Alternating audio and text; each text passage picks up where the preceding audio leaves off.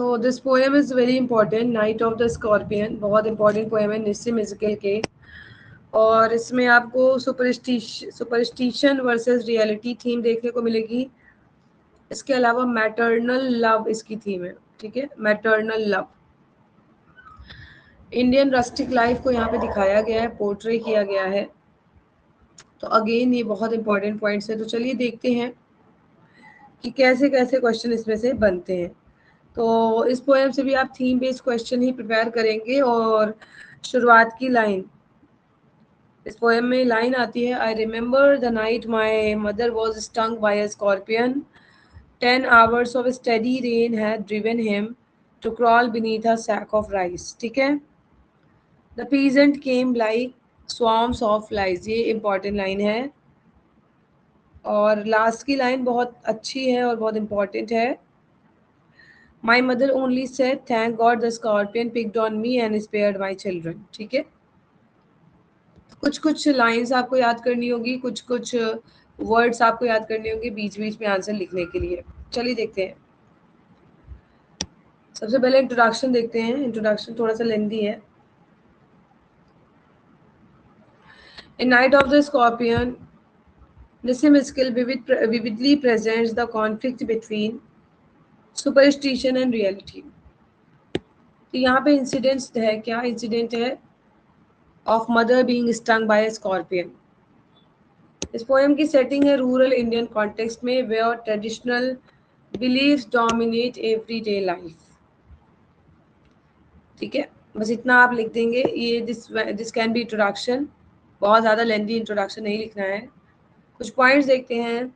When the mother is bitten, the villagers rush in, bringing with them a host of superstitious practices. इसको आप next paragraph बना सकते हैं। They chant prayers, burn in incense, ठीक है, attempt to immobilize the scorpion's evil influence through rituals। तो यहाँ पे आप जानते हैं कि जैसे ही स्कॉर्पियन मदर को स्टिंग करता है, कुछ गांव के लोग बहुत सारे लोगों को बुला के लाते हैं, कुछ सुपरस्टिशियस प्रैक्टिस करते हैं, स्कॉर्पियन के इविल इन्फ्लुएंस को हटाने की कोशिश करते हैं। और उनका ये मानना है, the pain endured by the mother will cleanse her of sins from previous birth and reduce future suffering. ये जो दर्द मदर को हो रहा है, ये उनको उनके पिछले जन्म के पापों से मुक्त करेगा और उनके फ्यूचर सफरिंग को कम करेगा। तो इस पूरे पैराग्राफ को आप एक मेन बॉडी का एक बहुत इंपॉर्टेंट पॉइंट बना सकते हैं, सम अप फॉर्म में आप लिख सकते हैं। द कलेक्टिव बिहेवियर मतलब जो पूरे गांव के लोगों का जो कलेक्टिव बिहेवियर है, it reflects the deep rooted superstition in Indian rural society. Indian rural society में जो डीप रूटेड सुपरस्टिशन है वो आपको देखने को मिलता है। एंड इन विलेजर्स का एक्शन साइंटिफिक रीजनिंग पे बेस्ड नहीं है, बट इनका जो एक्शन है वो इनहेरिटेड है, इनहेरिटेड बिलीव्स में है, फेथ इन डिवाइन इंटरवेंशन में है। ठीक है, एक फ्रेज का रेपिटेशन होता है, may the sense of previous birth be burn away tonight. ठीक है, may the poison purify your flesh of desire. ये लाइन्स आती है, may he sit still, may the sins of your previous birth be burn away tonight, may the sum of all will balance in this unreal world against the sum of good become diminished by your pain. तो इसकी कोई भी एक line आप याद कर सकते हैं जो आपको याद हो। एम्फसाइज करता है उनका ब्लाइंड फेथ और फैटलिस्टिक आउटलुक। फैटलिस्टिक आउटलुक मतलब क्या होता है, भाग्यवादी सोच। इनका जो कंसर्न है वो जेन्युइन लगता है, लेकिन जिनके मेथड्स है वो इनएफेक्टिव हैं, इवन एब्सर्ड भी हैं। इनके जो मेथड्स है, जैसे कि कैंडल्स के साथ आते हैं, लैंटर्न के साथ आते हैं, ठीक है, और कुछ मंत्र पढ़ते हैं, मंत्रोच्चारण करते हैं। यहाँ पे लाइन आती है, दे क्लिक्ड देयर टंग्स। तो ये कौन सा फिगर ऑफ स्पीच है बताइए। With every movement that the scorpion made his poison moved in mother's blood। तो ये लाइंस कुछ आपको याद रखनी है। फिगर ऑफ स्पीच आपको बताना है, नहीं, ओनोमोटोपोइया नहीं है।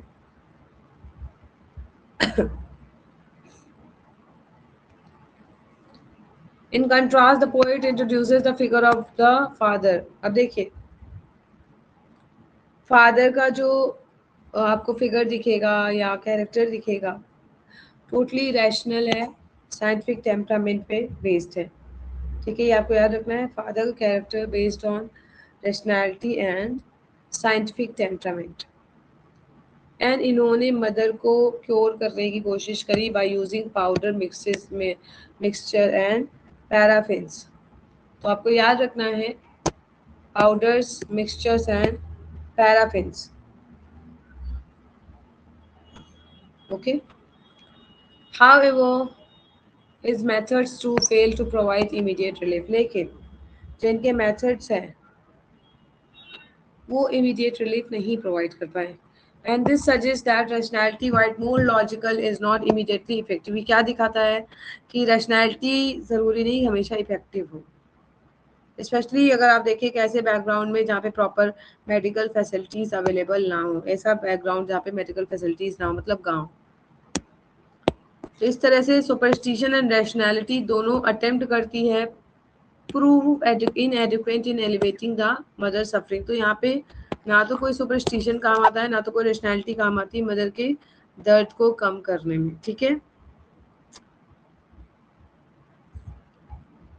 ओके, मैंने चेक किया है, इसका ओनोमोटोपोइया ही आ रहा है। ठीक है, मुझे ऐसा लग रहा था कि मे बी इसका साइन एक रखी भी हो सकता है, दे क्लिक देयर टंग्स, क्योंकि टंग्स अगर वर्ड जो है ये बहुत सारे लोगों को रिप्रेजेंट कर रहा है ना, part for whole, whole for part, तो इसलिए मुझे लग रहा था साइनिक डिक्की भी हो सकता है, बट मैंने चेक जिसमें ओनोमोटोपोइया दे रहा है, पन नहीं है, नहीं पन नहीं है।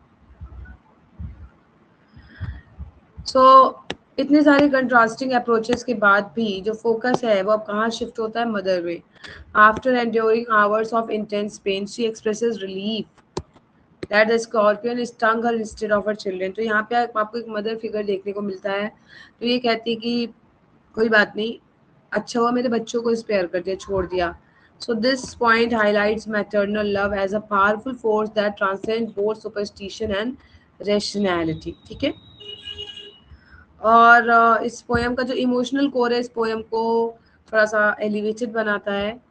ओके, एंड इट प्रोवाइड्स मतलब क्रिटिक ऑफ रूरल प्रैक्टिसेस से अबव बनाता है, बियॉन्ड बनाता है। Thus, Ezekiel does not outright condemn superstition nor glorify rationality। यहाँ पे हम देखते हैं कि निश्चय में एजिकल सुपरस्टिशन को कंडेम नहीं करते, ना ही ग्लोरीफाई करते रैशनैलिटी को, बल्कि वो एक रियलिस्टिक पिक्चर पोर्ट्रे कर रहे हैं किस चीज का, को एग्जिस्टेंस का, कि दोनों चीज साथ साथ को एग्जिस्ट करती हैं। ओके, ये दोनों चीज साथ साथ को एग्जिस्ट करती है, रैशनैलिटी एंड मॉडर्निटी।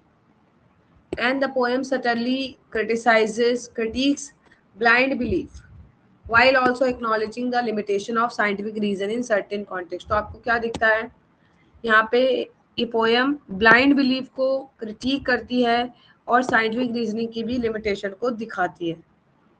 ओवरऑल देखा जाए तो इस पोएम में human endurance, unconditional love of a mother को फोकस किया गया है, और इसके कारण ये पोएम बहुत ही ज़्यादा सोशली रेलेवेंट और इमोशनली प्रोफाउंड पोएम है। ठीक है, तो बहुत ही सिंपल लैंग्वेज में पोएम है, बहुत ही सिंपल लैंग्वेज में इसका आंसर भी है। आपको कुछ लाइंस इसमें ऐड करनी होगी। ठीक है, इस आंसर को मुझे दोबारा से भेजना होगा, कुछ लाइंस ऐड नहीं है, कुछ कुछ हैं, लेकिन आप लोग को 2-3 लाइन और ऐड करनी होगी। ठीक है, onomatopoeia, yes. Night of the scorpion चलिए देखते हैं as a poem of Indian rural life, कुछ ही पॉइंट्स देखेंगे इसके।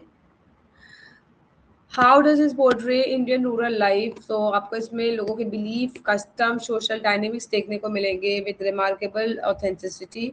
And the poem is based on simple incident. Simple incident क्या है कि गांव में जैसे बारिश का मौसम है और एक बच्चे की माँ को स्कॉर्पियन ने स्टिंग कर लिया, डंक मार दिया है। बट इस पोएम में इस घटना के माध्यम से इंडिया की विलेज सोसाइटी का एक ब्रॉडर पिक्चर दिखाया गया है, और इसमें आपको याद रखना है सुपरस्टिशन वर्सेस ट्रेडिशनल बिलीफ, यही आपका एक मॉरल कोर आइडिया आपको देखने को मिलेगा, as well as motherly love. तो as soon as the mother is stung, the villagers gather in large numbers, bringing with them variety of rituals and chants। तो आपको पता है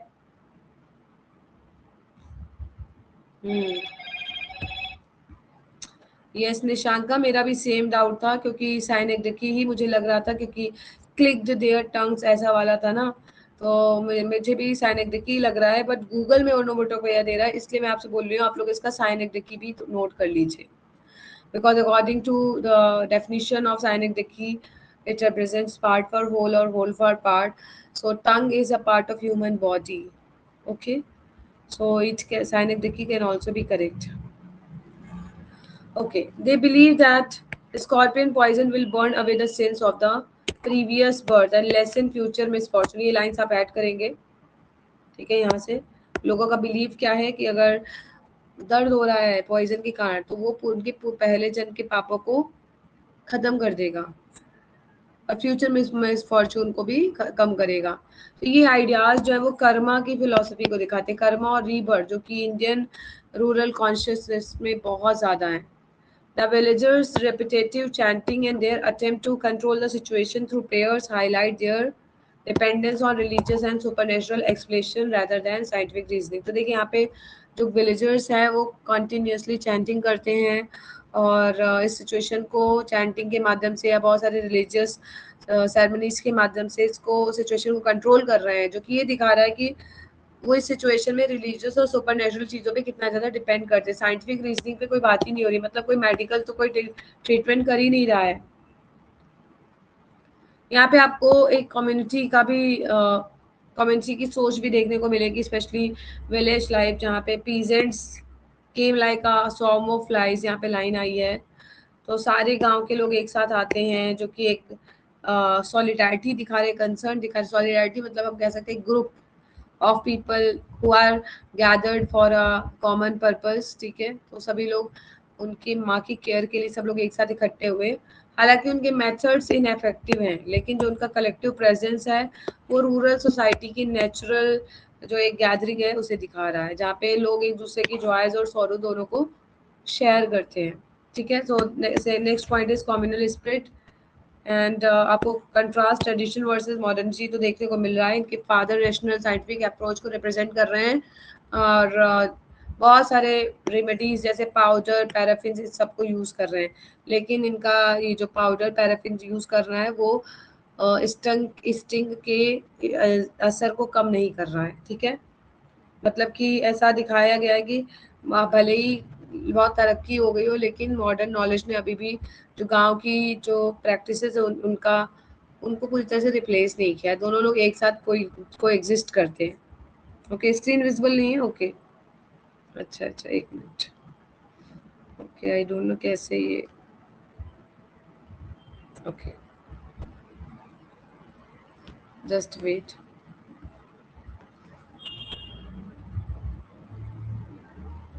काफी देर से विजिबल नहीं है क्या ये?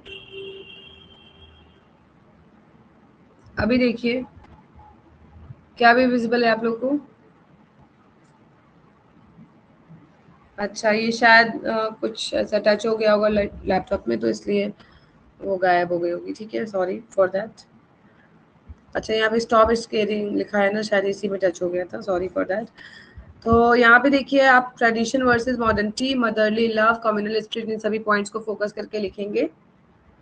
सेटिंग इस पोएम की कैसी है? तो रेनी नाइट, मड हट एंड इंट्रूजन ऑफ स्कॉर्पियन, ये जो पॉइंट्स हैं ये रियलिस्टिक डिपिक्शन दिखाते हैं किसी भी गांव की रूरल कंडीशन को।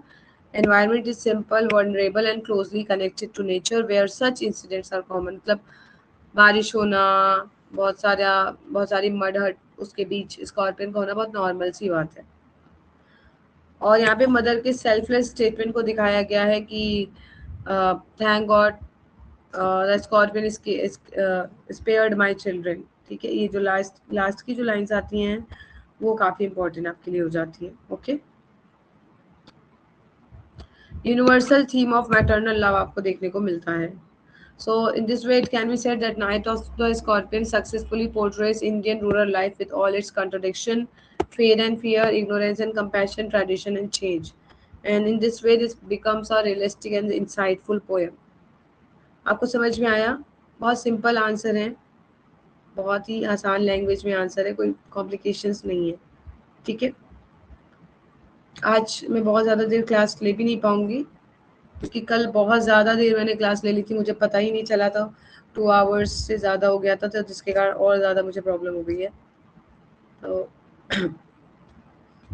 इसलिए बहुत ज़्यादा बोल नहीं पाएंगे हम। मैटरनल लव देखते हैं। मैटरनल लव के कुछ पॉइंट्स आप अभी अपने से पढ़ लीजिएगा, अभी यहाँ पे हम सिर्फ आपके साथ कुछ पॉइंट डिस्कस कर रहे हैं।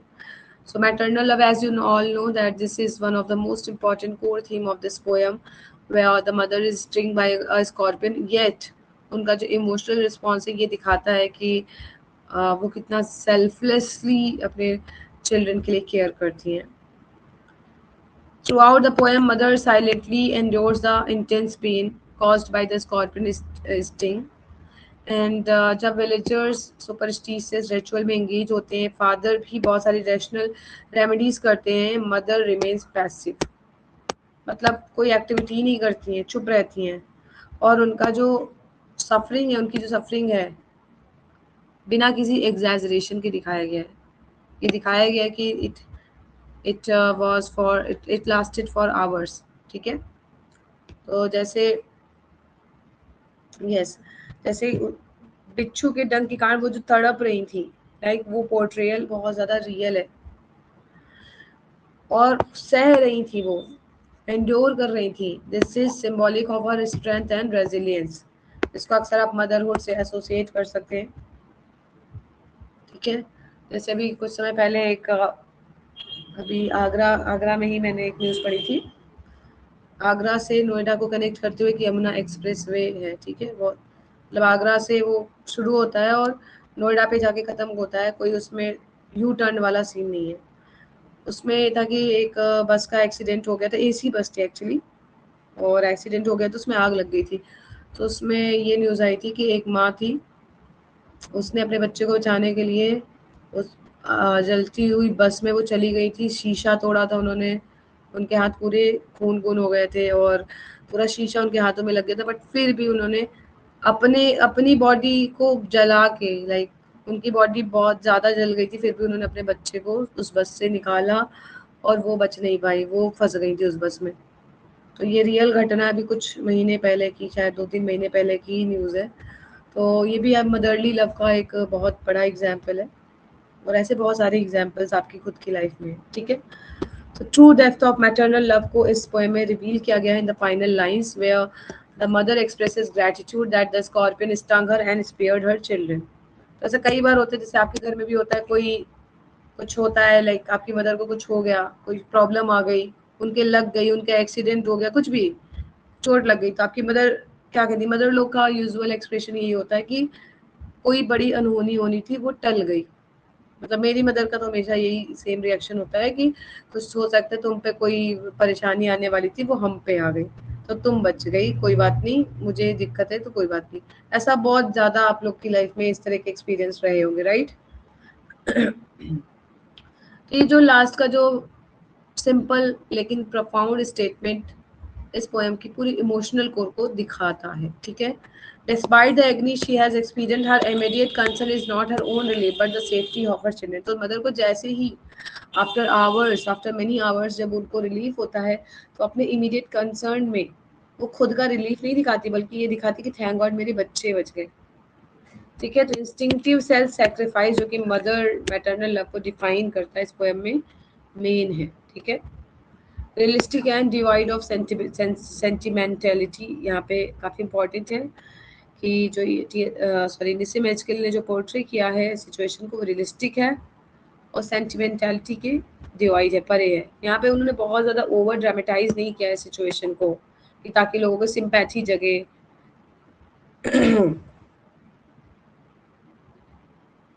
ओके, राइट, है ना. सिंपैथी जगाने के लिए बहुत ओवर ड्रामेटिक सीन उन्होंने क्रिएट नहीं किए हैं, लेकिन उनका जो लव है, मदर का लव नेचुरल और स्पॉन्टेनियस यहाँ पे दिखाया गया है. So this is very important point. And बहुत सारे विलेजर्स जिनका कंसर्न सुपरस्टिशियस से ही शेप था, इनके फादर जिनका एक्शन लॉजिक से गाइडेड था, इनकी मदर का रिस्पॉन्स क्या था? Purely emotional and instinctive. और ये पोएम ये भी सजेस्ट करती है that maternal love transcend both superstition and rationality. ठीक है, जो विलेजर्स है वो इस घटना को कर्मा और सिन से एसोसिएट करते हैं। फादर इसे साइंटिफिकली अप्रोच करते हैं, लेकिन मदर का जो रिस्पॉन्स था वो क्या था, कंडीशनल लव में रूटेड था। उनका यही कहना था कि थैंक गॉड मेरे बच्चे बच गए, मुझे हो गई दिक्कत कोई बात नहीं। ठीक है, तो एक्सटर्नल से इमोशनल ट्रुथ की तरफ ये शिफ्ट होता है, और इसमें maternal love as a universal and timeless force इस पोएम में सेलिब्रेट किया गया है। ठीक है, so this is important point. तो आप इस पोएम के कोई भी 2 क्वेश्चन पढ़ लीजिएगा, आपको प्रिपेयर हो जाएगा। ज़रूरी नहीं आप सारे आंसर पढ़ो। ठीक है, सब में ऑलमोस्ट सेम ही चीज़ है, बस आप कैसे समझ रहे हैं वो इम्पोर्टेंट है। फिलोसॉफिक मैसेज क्या है, तो मैटरनल लव, यही फिलोसॉफिक मैसेज है।